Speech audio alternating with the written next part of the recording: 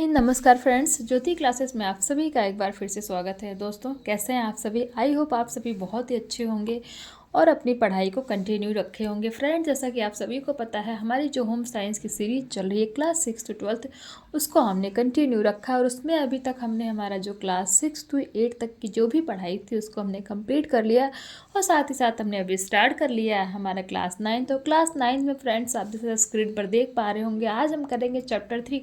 इसके पहले हमने चैप्टर 2 तक जो है क्लास 9 की भी पढ़ाई कंप्लीट कर ली है। तो आप सभी से रिक्वेस्ट है, अगर अभी तक आपने हमारे उन वीडियोस को नहीं देखा है ना फ्रेंड्स, तो टेंशन वाली बात नहीं है, आप प्लेलिस्ट में जाइए।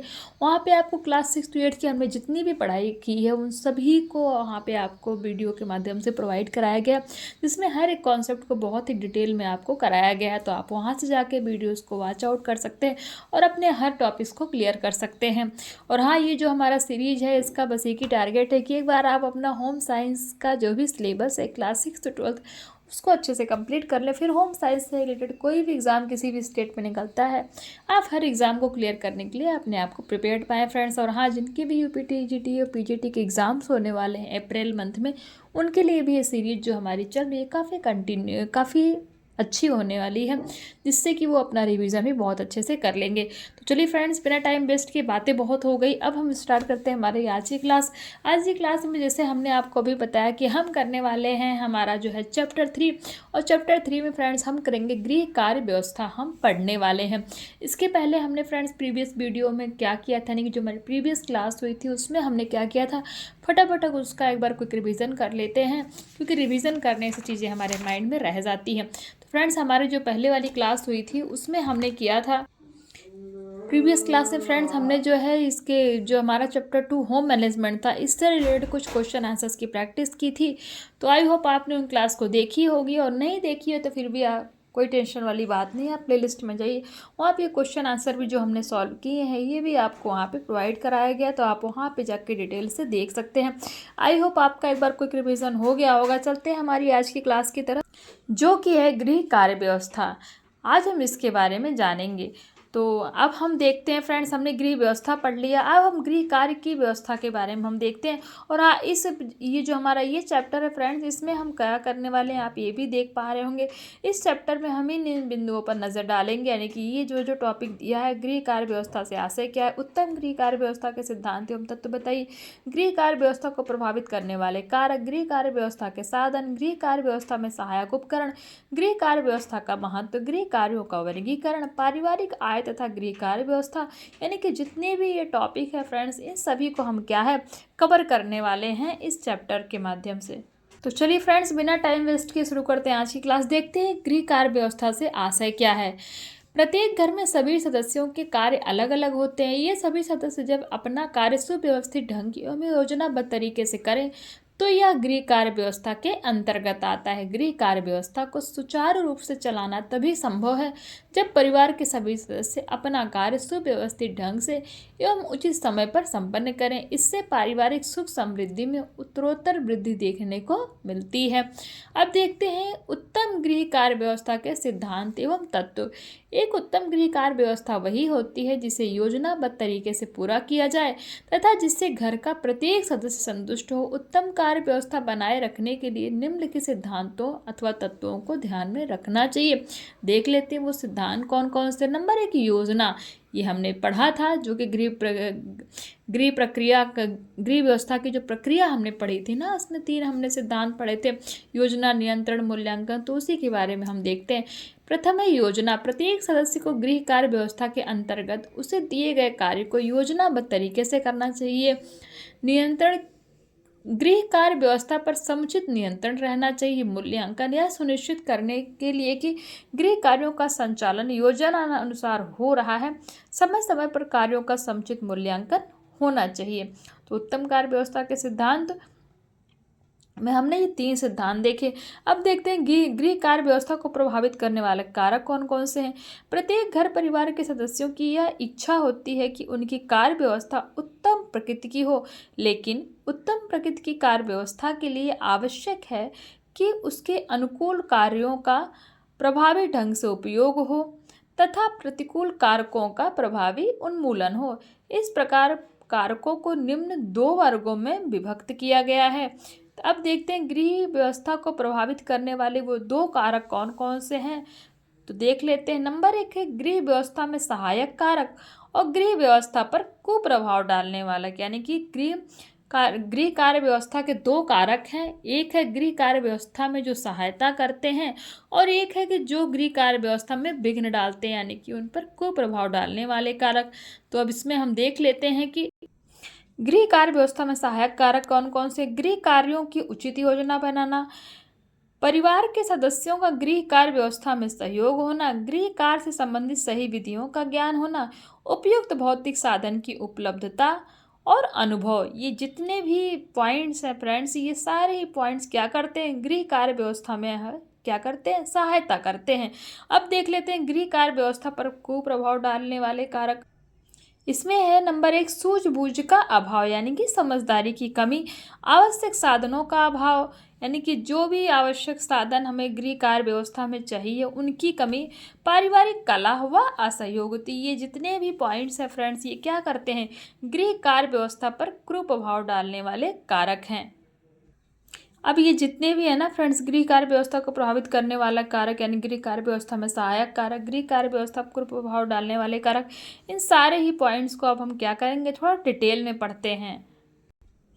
देखते हैं गृह कार्य व्यवस्था में सहायक कारक।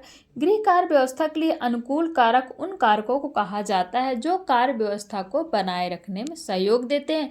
गृह कार्य व्यवस्था के लिए इन कारकों का विशेष महत्व। कुछ प्रमुख सहायक कारक निम्नलिखित है। नंबर 1 गृह कार्यों की उचित योजना, परिवार से संबंधित सभी कार्यों को करने के लिए उचित योजना का निर्धारण आवश्यक है।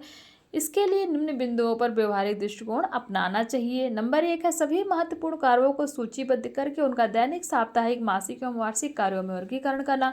नंबर 2 कार्यों का व्यवस्थित रूप में विभाजन सदस्यों में विचार विमर्श करने के बाद करना चाहिए, जिसमें सदस्यों की योग्यता, क्षमता एवं रुचियों आदि का विशेष ध्यान रखना चाहिए। नंबर 3 है कार्यों को महत्व और आवश्यकता के अनुसार प्राथमिकता देनी चाहिए। नंबर 4 प्रत्येक कार्य के लिए समय निर्धारित करना चाहिए। नंबर 5 में योजना हमेशा लचीली होनी चाहिए, जिससे विशेष परिस्थितियों में प्राथमिकता के अनुसार उसमें बदलाव किया जा सके। अब देख लेते हैं नंबर 2 परिवार के सदस्यों का गृह कार्य व्यवस्था में सहयोग। परिवार के किसी कार्य की सफलता का निर्धारण इस बात से सुनिश्चित किया जा सकता है कि उस कार्य को करने में सदस्यों की भागीदारी कितनी थी।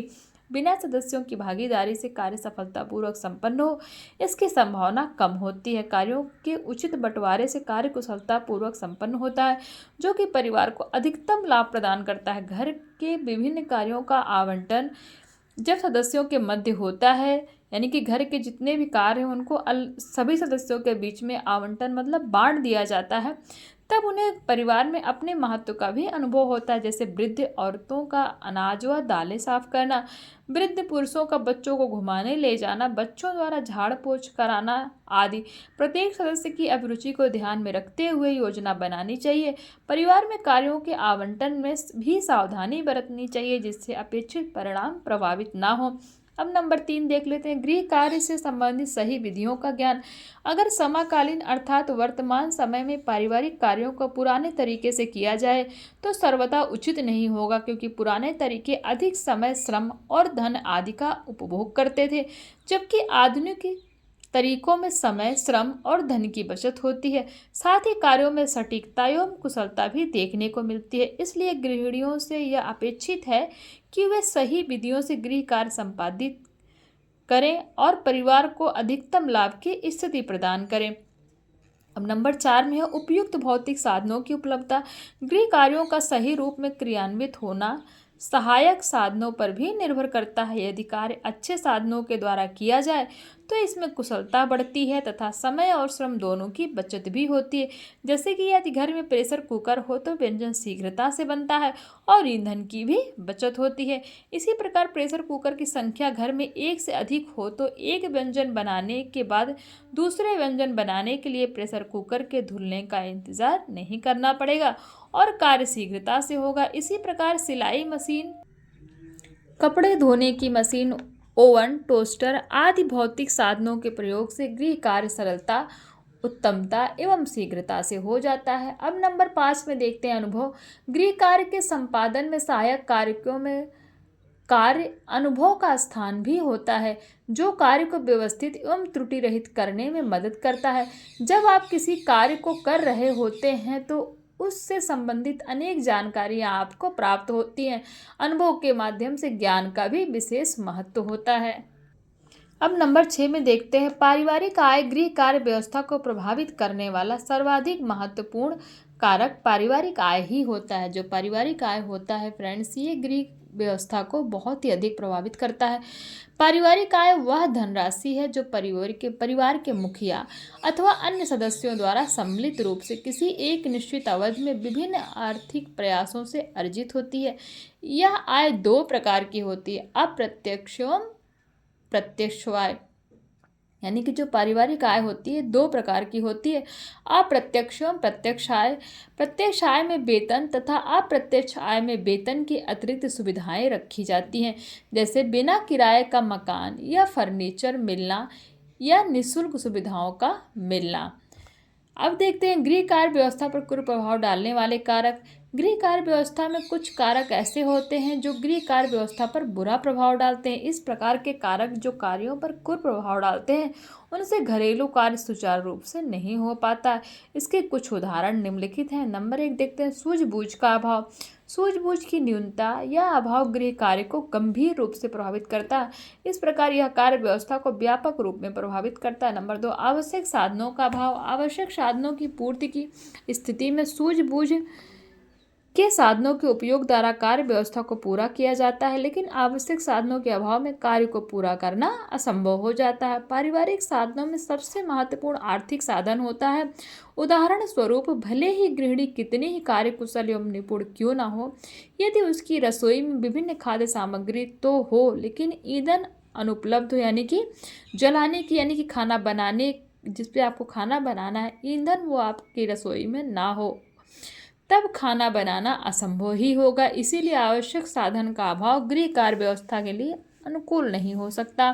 नंबर 3 में देखते हैं, पारिवारिक कलह व असहयोग। परिवार में सभी साधन परिपूर्ण हो और सभी कार्य पर्याप्त सूझबूझ से किए जा रहे हों, लेकिन परिवार का वातावरण सौहार्दपूर्ण न हो, तो उस घर परिवार में कार्य व्यवस्था सुचारू रूप से कार्य नहीं करती। ऐसी स्थिति में गृहिणी भी अपने रुचिपूर्ण कार्य नहीं कर पाती है और न ही उसे परिवार के सदस्यों का सहयोग मिल पाता है। इस प्रकार कहा जा सकता है कि पारिवारिक कलह भी गृह कार्य व्यवस्था को क्या करती है, को प्रभावित करती है। तो आपने देखा फ्रेंड्स, ये सारे पॉइंट्स हमने पढ़े हैं। आई होप ये पॉइंट्स आपको समझ में आए होंगे। और जो भी हमने ये देखा गृह कार्य व्यवस्था को प्रभावित करने वाले कारक, तो फ्रेंड्स जो हमने टॉपिक कंप्लीट किया ना गृह कार्य व्यवस्था को प्रभावित करने वाले कारक, तो उसी से रिलेटेड ये कुछ चेक पॉइंट्स में क्वेश्चन आपको दे दिए गए हैं। गृह कार्य के आवश्यक तत्व कौन कौन से हैं, गृह कार्य व्यवस्था पर प्रभाव डालने वाले 2 प्रमुख कारकों को बताइए, जो हम अभी यहाँ पे पढ़ रहे थे। इन सभी को आप जो है सॉल्व कर सकते हैं, चाहे तो आप इनका स्क्रीनशॉट ले लीजिए। ये जो हमने टॉपिक पढ़ा फ्रेंड्स, हर टॉपिक को कंप्लीट करने के बाद ना जब आप उससे रिलेटेड क्वेश्चन 2-4 कर लेते हैं तो वो टॉपिक अच्छे से आपके माइंड में फीड हो जाती है। तो ये था फ्रेंड्स हमारा। अब देखते हैं हमारा नेक्स्ट टॉपिक है गृह कार्य व्यवस्था के साधन कौन कौन से, इनके बारे में हम जानेंगे। नंबर 1 है मानवीय साधन। हमने पढ़ा ही था गृह व्यवस्था में, मतलब मानवीय साधन पढ़े थे ना, तो उसी से रिलेटेड ये हैं। वो हमने किस में पढ़ा था, गृह प्रबंधन यानी कि होम मैनेजमेंट में हमने मानवीय और अमानवीय साधन के बारे में पढ़ा था। अब जो है गृह कार्य व्यवस्था में भी हम मानवीय और अमानवीय साधन के बारे में पढ़ेंगे। तो मानवीय साधन, इसके अंतर्गत परिवार के सदस्यों की योग्यताएं, रुचियां, ज्ञान, कौशल आदि आते हैं। ज्ञान, किसी भी कार्य को करने के लिए यदि व्यक्ति के पास आवश्यक ज्ञान होता है तो वह कार्य सफलतापूर्वक संपन्न हो जाता है। सामर्थ्य, गृह कार्य व्यवस्था में कुछ विशेष प्रकार के कार्यों को करने के लिए अधिक सामर्थ्य की आवश्यकता होती है, जैसे कपड़े धोना, प्रेस करना आदि। नंबर 3 है योग्यता व कुशलता। किसी भी कार्य को कुशलतापूर्वक तभी पूरा किया जा सकता है जब कार्य करने वाले व्यक्ति में पर्याप्त योग्यता हो। गृह कार्य व्यवस्था में योग्यता के अनुसार ही विभिन्न सदस्यों के कार्य दिए जाने चाहिए। नंबर 4 है अभिरुचियाँ। यदि कोई कार्य किसी व्यक्ति के लिए रुचिकर हो जाता है तो वह उस कार्य को आसानी से पूरा कर लेता है। अब देखते हैं अमानवीय साधन। इसके अंतर्गत धन, समय तथा सार्वजनिक सुविधाएं आदि आते हैं। नंबर 1, धन। गृह कार्य व्यवस्था से संबंधित किसी भी कार्य को करने के लिए धन की आवश्यकता होती है। धन पारिवारिक आय के रूप में प्राप्त होता है। नंबर 2, समय। किसी कार्य में लगने वाले समय को ध्यान में रखते हुए ही गृह कार्य व्यवस्था की जानी चाहिए। नंबर 3 है सार्वजनिक सुविधाएं। ये वे सुविधाएं हैं जिनके लिए प्रत्यक्ष भुगतान नहीं करना पड़ता है, जैसे सड़क, पार्क, बाजार, पुस्तकालय आदि। तो ये हो गई हमारी सार्वजनिक सुविधाएं। तो आपने देख लिया गृह व्यवस्था के साधन मानवीय अमानवीय हमने एक बार फिर से पढ़ा। फ्रेंड्स, आप सोच रहे होंगे कि इसको हमने जो है अभी प्रीवियस क्लास में ही पढ़ा था, इसको पढ़ाने का कोई विशेष महत्व तो नहीं है, बट फ्रेंड्स है, आप चीज़ों को जितनी बार आप रिवाइज करेंगे ना उतना ही आपके माइंड में फीड होगी। अब देख लेते हैं गृह कार्य में समय तथा श्रम की बचत। गृह कार्यों में समय एवं श्रम की बचत के लिए कुछ ध्यान देने योग्य बातें निम्नलिखित है। नंबर 1, उत्तम साधनों, उपकरणों एवं तकनीकों का प्रयोग। गृह कार्य के लिए आवश्यक उपकरणों एवं साधनों की उपलब्धता भी संपूर्ण कार्य कुशलता लाने में मदद करती है। इससे पर्याप्त मात्रा में समय एवं श्रम की बचत होती है, जैसे सिलाई की मशीन, सफाई के लिए झाड़ू व अन्य सहायक उपकरण तथा सब्जियां व दाल बनाने के लिए प्रेशर कुकर आदि। अब देखते हैं अनावश्यक क्रियाओं से बचाव। किसी भी कार्य को करते समय सभी अनावश्यक क्रियाओं से बचना चाहिए। ऐसा करने से न केवल कार्य कुशलता बढ़ती है बल्कि श्रम की भी बचत होती है। उदाहरण, यदि आपको भोजन परोसना है तो बर्तन, भोजन इत्यादि एक ट्रे में रखकर ले जाने से बार बार आने जाने से बचा जा सकता है। तो आप देख रहे हैं ना कि अगर एक बड़ा सा ट्रे ले लीजिए और उसमें सारा जो भी आपको भोजन परोसना है वो एक बार एक ट्रे में रख लीजिए तो बार बार आना जाना नहीं पड़ेगा। तो इससे क्या होगी, समय की भी बचत होगी और श्रम की बचत होगी। पदार्थों को व्यवस्थित करके समय की बचत। किसी खास कार्य को प्रयोग में आने वाले सभी पदार्थों को एक ही स्थान पर व्यवस्थित तरीके से रखने पर कार्य कुशलता में वृद्धि होती है। उदाहरण, चाय बनाने के स्थान पर ही चाय छलनी, प्याले आदि की व्यवस्था रहने से श्रम की बचत होती है। नंबर 4 में उचित शारीरिक आसन का प्रयोग। गृह कार्य के लिए उचित शारीरिक आसन में कार्य करने से भी कम शक्ति लगानी पड़ती है और स्वास्थ्य पर बुरा प्रभाव नहीं पड़ता। उदाहरण, अधिक झुककर कार्य करने से मांसपेशियों में खिंचाव रहता है तथा अधिक शक्ति का हार्स होता है, यानी कि बहुत ज़्यादा शक्ति लगती है। अब देखते हैं गृह कार्य व्यवस्था में सहायक उपकरण कौन कौन से हैं। सहायक उपकरण द्वारा समय और श्रम दोनों की बचत होती है। वैज्ञानिक प्रगति ने इस प्रकार के अनेक उपकरणों का विकास किया है जो घरेलू कार्यों में सहायक होते हैं। घरेलू कार्यों में दैनिक रूप में 2 प्रकार के कार्य होते हैं जिनमें उपकरणों की सहायता काफ़ी लाभकारी होती है, जो निम्नलिखित हैं। तो नंबर 1 है रसोई से संबंधित कार्य के लिए उपकरण। नंबर 2, साफ सफाई से संबंधित कार्य के लिए उपकरण। तो ये जो 2 उपकरण है ना, ये बहुत ही ज़्यादा प्रयोग होते हैं। रसोई से संबंधित कार्य के लिए उपकरण, नंबर 1 है कुकर। कुकर भोजन को कम समय एवं कम व्यय पर बनाने में सहायक होता है। साथ ही कुकर में भोजन पकाने से भोजन की पौष्टिकता भी बनी रहती है। नंबर कुकर विभिन्न प्रकार के होते हैं जो निम्नलिखित, यानी कि कुकर भी कई प्रकार के होते हैं। नंबर 1 है प्रेशर कुकर। यह भगोने के आकार का होता है जिसके ढक्कन में रबड़ लगी होती है जो वाष्प को बाहर नहीं निकलने देता। इसमें खाना वाष्प द्वारा ही बनता है। नंबर 2, आनंद कुकर। इसमें भोजन बनाने के लिए डिब्बे लगे होते हैं जिसमें अलग अलग डिब्बे में चावल, दाल एवं सब्जी रखी जाती है जिसको गर्म रखने के लिए एक विशेष अंगीठी लगी होती है। इस कुकर में खाना बिना पानी के बनता है, इसलिए इसे जल रहित कुकर भी कहा जाता है। तो आपसे क्वेश्चन पूछ लिया गया कि किस कुकर में खाना बिना जल यानी बिना पानी के बनता है, तो उसे आप क्या कहेंगे, आनंद कुकर। और इसका दूसरा नाम भी है क्या, जल रहित कुकर। नंबर 3 है इकमिक कुकर। अब ये क्या होता है देखते हैं। इस कुकर का आकार लंबे डिब्बे के समान होता है जिसमें भोजन वाष्प द्वारा बनता है। इस कुकर के सभी डिब्बों में भोज्य पदार्थ रखकर 1/4 पानी भरकर बंद कर दिया जाता है। इसके बाद उसको अंगीठी पर रख दिया जाता है। इस कुकर में अंगीठी की व्यवस्था भी होती है।